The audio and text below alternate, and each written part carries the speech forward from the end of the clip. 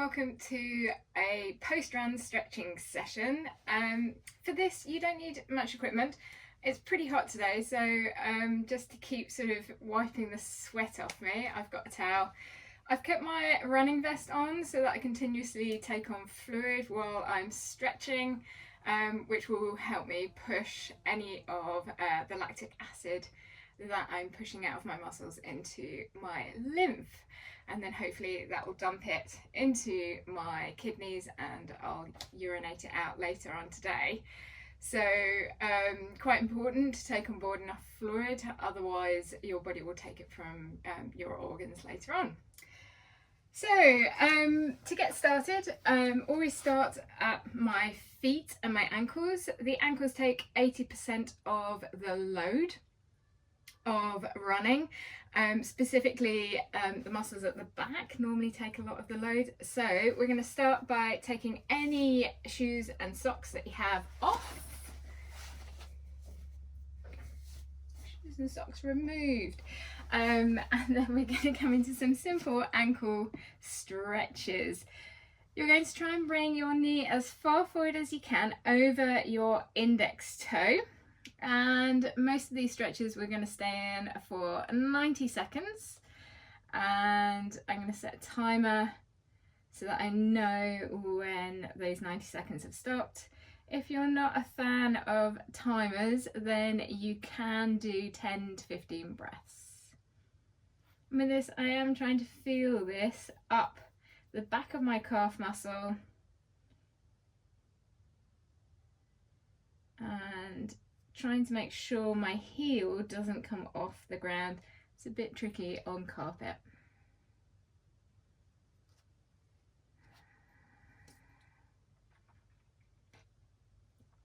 So as I say, take on board fluids, as in water. I'm not talking about anything else here.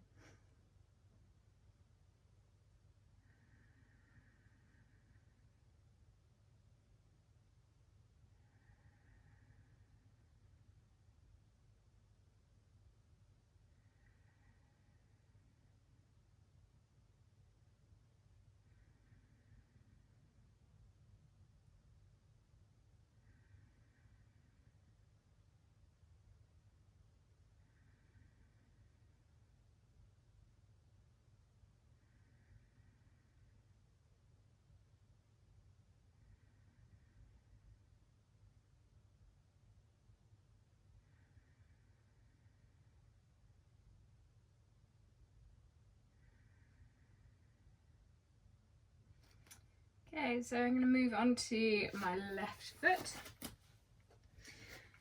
Bringing my left foot up so that it's flat, and then I'm bringing my knee as far forward as I can to get a lovely stretch onto the back of my calf. Now this one feels a lot tighter than my right one does.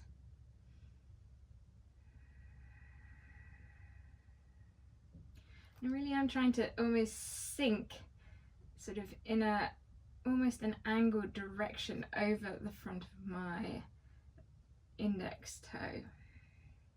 And just have a look, because sometimes what happens is the hip swings out and you don't feel a stretch. So you really do want to have the hip directly over, as close to being over the ankle as you can get it.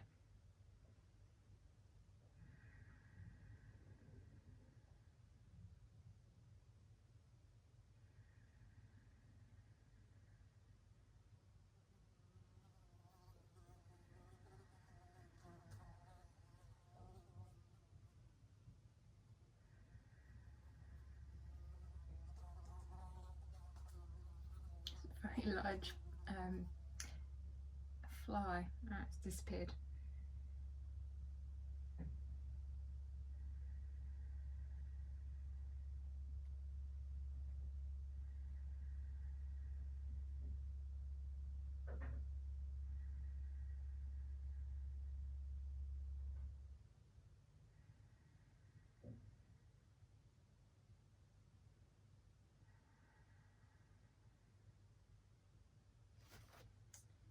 Okay, next one that we're going to do is bring the heels together Try and get your ankles so that they're flat on the floor. If this is really painful for you, put a cushion or roll your mat up as you do this, and then you're going to sit backwards with your hips.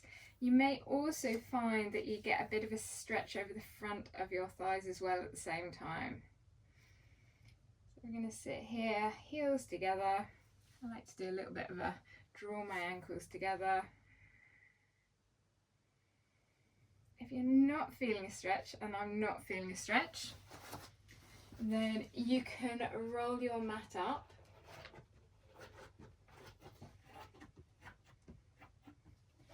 And then put the top of your foot over your rolled mat and then sit backwards.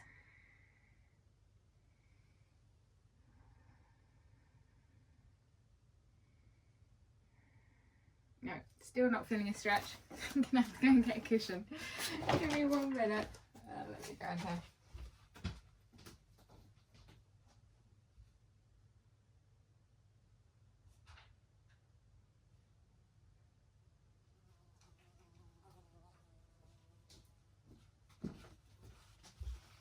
Okay, so rather than the cushion, I've actually got some yoga tune-up balls, but you can do the same thing with a cushion.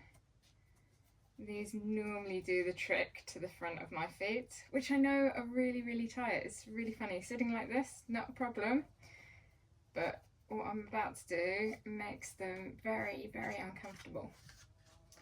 So the ball, I'm going to place it underneath my forefoot. The forefoot's the end of the foot. Okay, and then I'm going to sit down onto the foot. Obviously with the balls I'm only going to put it underneath one foot at a time, and I'm letting the ankle here drop out slightly because I want to get into anterior tibialis. And anterior tibialis, it slightly rotates the foot, or if you want to stretch, so it lifts up the inside of the arch.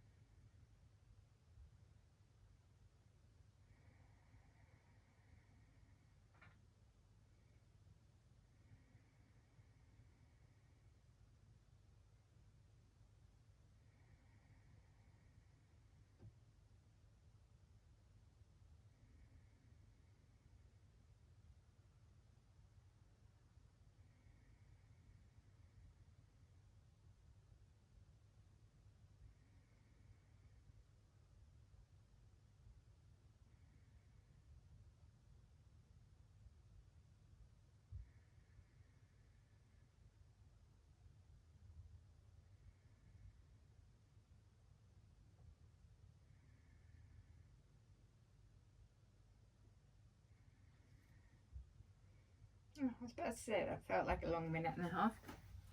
So now I'm going to switch over and bring the ball. I'm just going to show you the placement. The ball is actually underneath here on the top of my forefoot. You can see some of the marks maybe. So I'm now going to come on to the other side.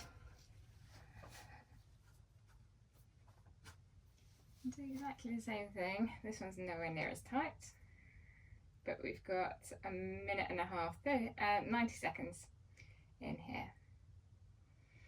And I'm using my breathing to try and help my body relax. It did get quite intense on my right foot before, but not so intense that I was in agony. It was just quite intense on that right foot.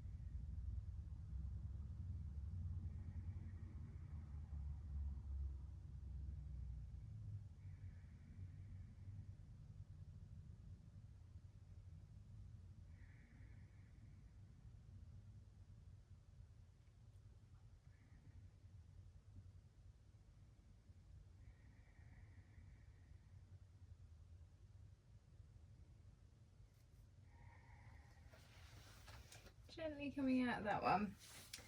From here, I'm going to do some stretching into the big toe. If you haven't stretched your big toe before, something good to do even before you start is to move your big toe around and just bring it forwards and backwards. Okay, just to make sure that there is a little bit of movement in there. From here, you can either do this standing or you can do it sitting. It feels quite comfortable for me to do it sitting, so I'm going to do this sitting, but a lot of people do find that this is quite uncomfortable to begin with if you've never done it before. And this extends the big toe, it flexes the big toe, and there is a specific muscle for the big toe that lifts it up.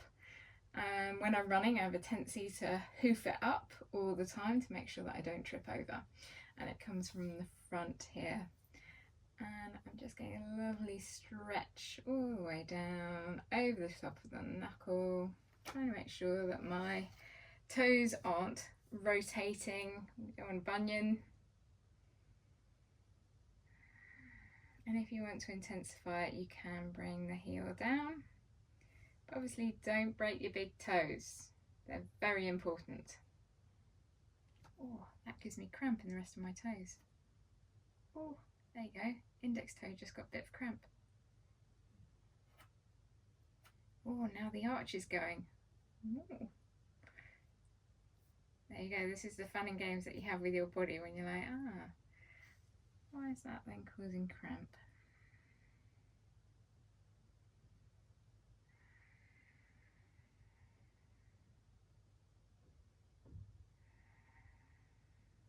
This time I've decided to let go with all of the other toes, and that's because it was causing me cramp in those toes, so I'll probably treat them separately.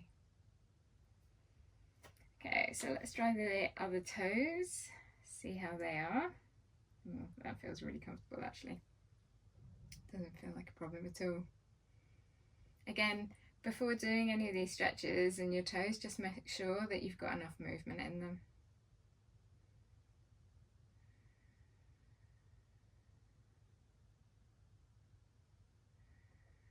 Okay, that doesn't feel like it's doing anything at all, so we're going to move on.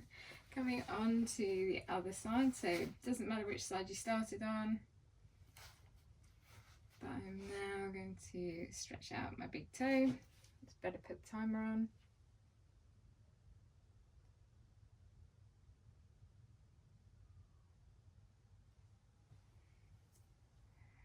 So again, it's stretching down the front, and I really feel it over the top of the ankle and over a little bit over the knuckle. If you do want to intensify it, I'm not sure I'm going to be able to get this one all the way down, then you bring the ankle down. But it really does depend. Cramp. Same toes, index toe, middle toe. It really does depend where you want to get the stretch. So I'm more concerned about getting the stretch over my ankles because I know that they do get really, really tight and stiff, as I do a lot of lifting with my toes up. Getting loads of cramps in my feet today.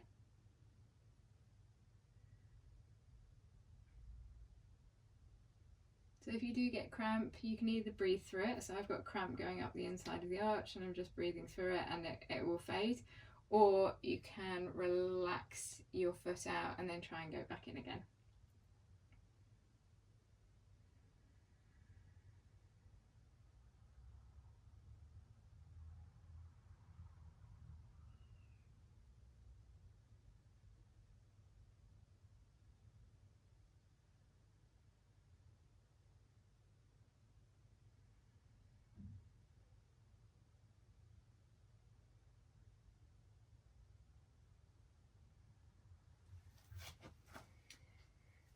Okay, so the next one that we can do, which is quite easy to do, is bringing one foot into your hip. Well, I said it's quite easy to do. If you can get your foot into your hip, great.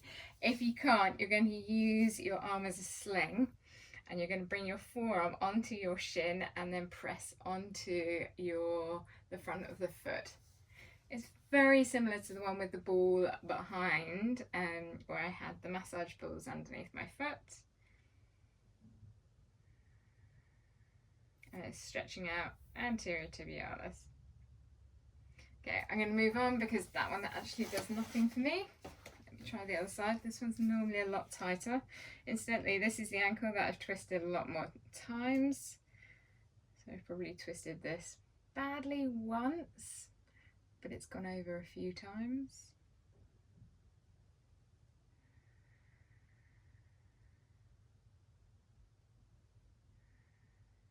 No, not working for me. Okay, so neither of those really do anything. Probably most likely because I've already stretched out the muscle at the front. I'm now going to move slightly further up before I do some standing stuff. I want to get into the hip flexor and the front of the thigh. From here, I'm going to place my knee so that my legs are at right angles to each other. And then I'm going to lift through the front of the hip and drop the back of the hip downwards. And get a really nice stretch through my hip flexor at the front. Now I know that my hip flexors are pretty tight. Most of the time they don't look like it until I decide to go and do some yoga. Okay, and then if you want to, you can reach all the way up with an arm. Make sure the hip is drawing upwards here. I see it quite often where the hip is pushing downwards and then people are pushing straight into the front of the knee. Does a different stretch that way, so we really do want this as a lift through the front of the hip.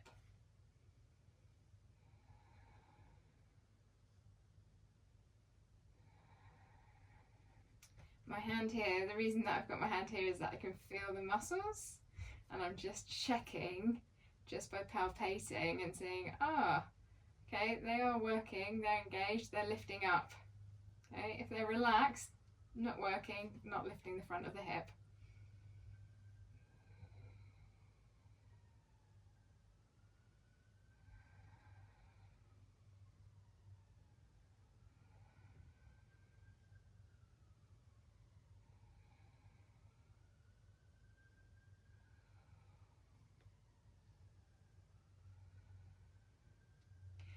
Okay, so from here I'm going to switch legs before I come into a sort of a deeper stretch for that one.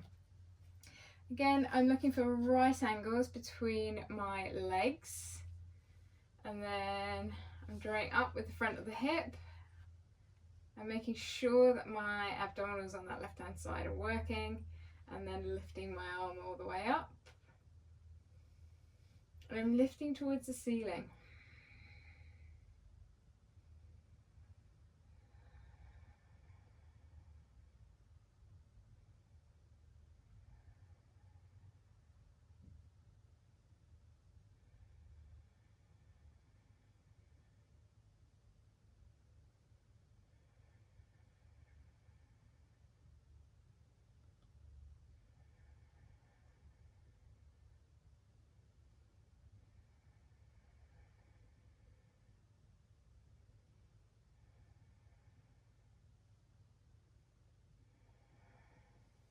And then my hand comes all the way back down to my hip again. So for the more intense version, you need a wall or something to place your foot against. The closer your knee is to the wall, the harder this will be. So I recommend starting about a foot away from the wall. Okay. Place your other leg at right angles. And then you're doing exactly the same thing and lifting upwards. Now here's the key, lift up with your hip. The hip is pointing downwards, the front of the hip is pointing downwards.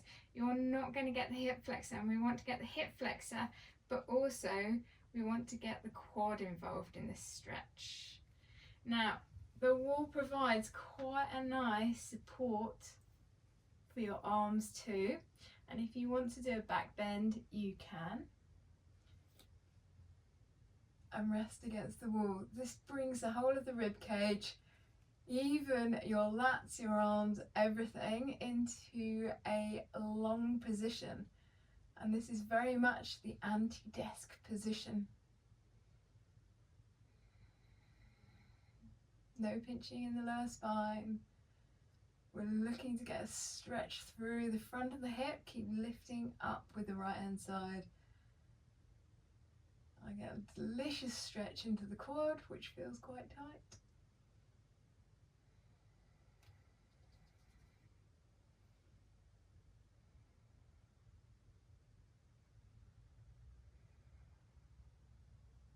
And then when you're ready, hands can come overhead. Take your hands back down to the ground. Take your foot over to the side and switch sides. So again, we're looking to try and get the knee about a foot from the wall. And then have right angles between your legs. Lift up with the front of the hip. I'm going to take some water because I'm still a bit dehydrated. Okay, get a lovely stretch onto the front of my thigh. So I'm just going to hang out here for a little bit.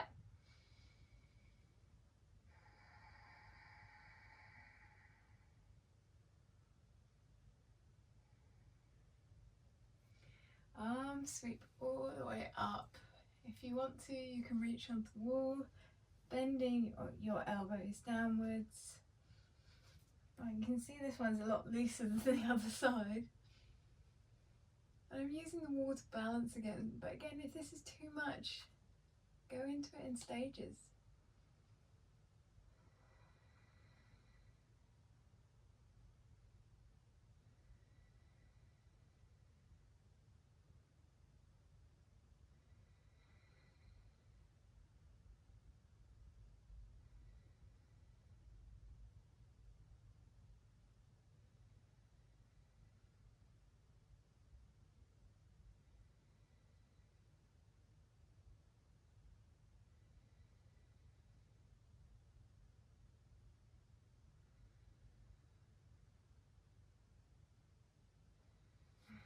And then come back out. Hands come down onto the mat, rotate yourself sideways slightly, and then bring your foot off the wall. Just make sure that you're in a comfortable position again. The next set of muscles that I want to go into around the hip. Come into a high plank position. Bring one foot forwards and then the other leg goes into a 90-degree position. So in 90-90 here. Now with this, you can then lift your back leg. Okay, do it manually. And you're trying to get as much rotation into the hip as you possibly can before holding.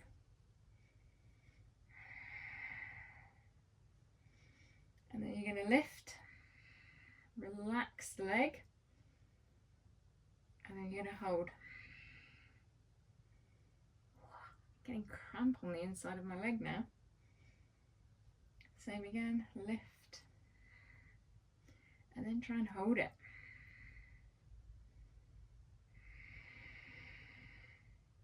Slowly, little by little, I'm getting more and more lift with that back leg.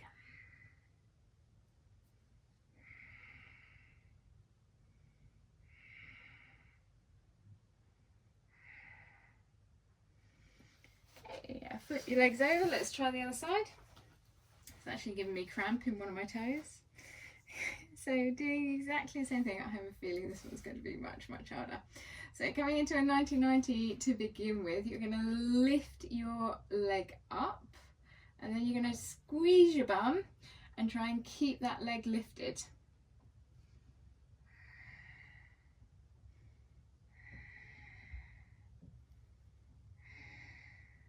This one's much, much harder. Just wants to come down onto the floor immediately. So lifting through the leg, and then you're going to try and hold.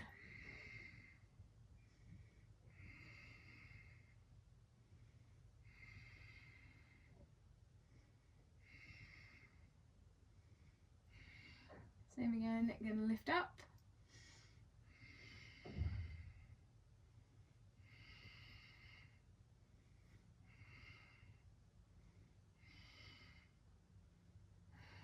And relaxing all the way out. That can be quite intense. Okay, so place one foot out to the side. We want to get onto the inside of your thigh. From here, hands are underneath your shoulders. Now, make sure the outside of the foot is flat. So the foot isn't pointing up towards the ceiling. It's flat and down, and it's almost like you're lifting through the inside of your arch. From here, you're going to slowly push backwards and keep your back straight. If your tailbone tucks under, you will release the stretch. You don't want to do that. Okay, we want to have that back nice and straight. I'm going to get a really nice stretch onto my inner thigh.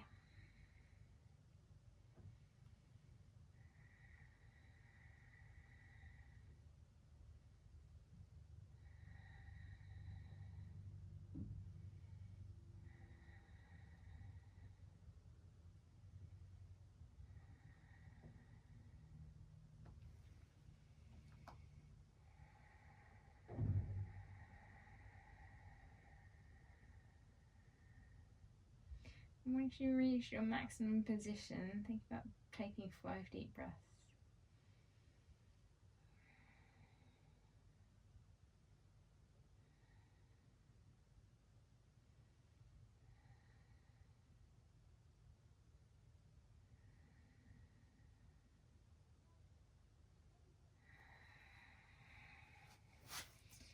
Switch sides.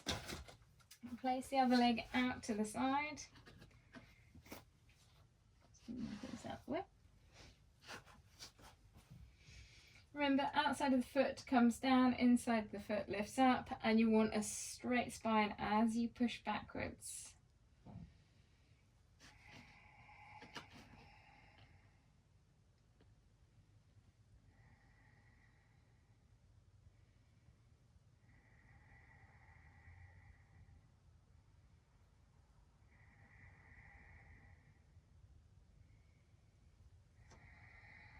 Just caught the outside of my foot lifting up. So again, as I'm doing this, I'm breathing.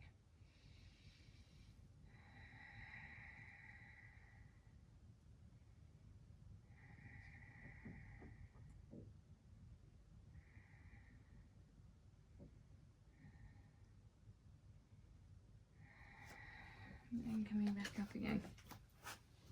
So final set of stretches onto the hamstrings at the back, and I know that these are a little bit of a nemesis for quite a few people.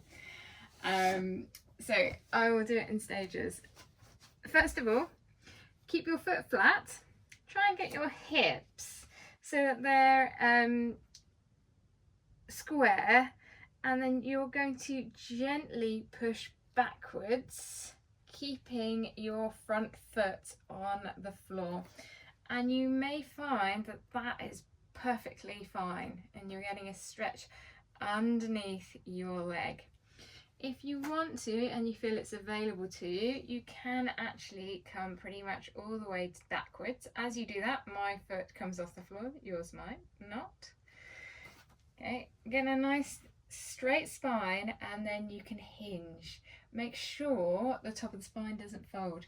So we really are looking for that nice hinge forwards where your chest is coming forwards with a straight back, and that will intensify the stretch underneath your hamstring.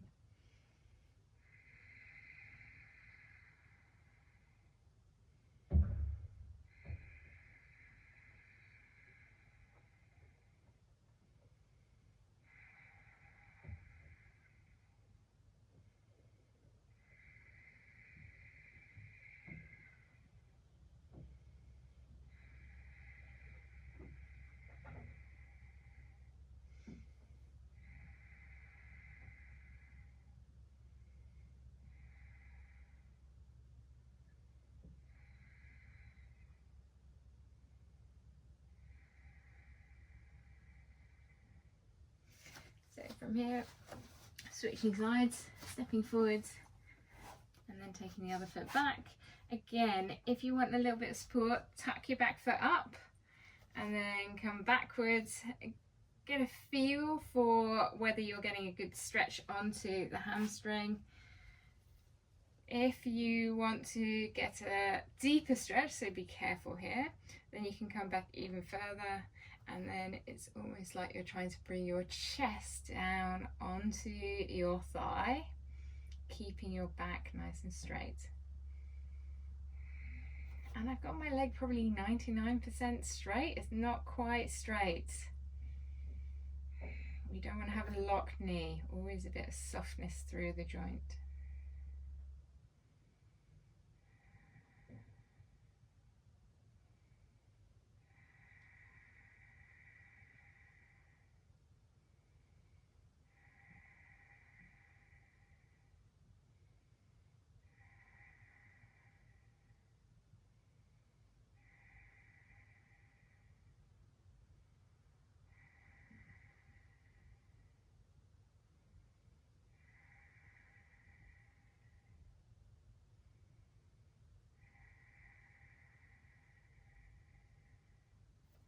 And then gently coming all the way forwards again. So that's a little stretching session for running or post running, and it will help with your running by lengthening out your muscles, so you've got a full capacity of muscle to use while you're out on your runs. I hope you enjoyed that. Have a great day and hope to see you soon.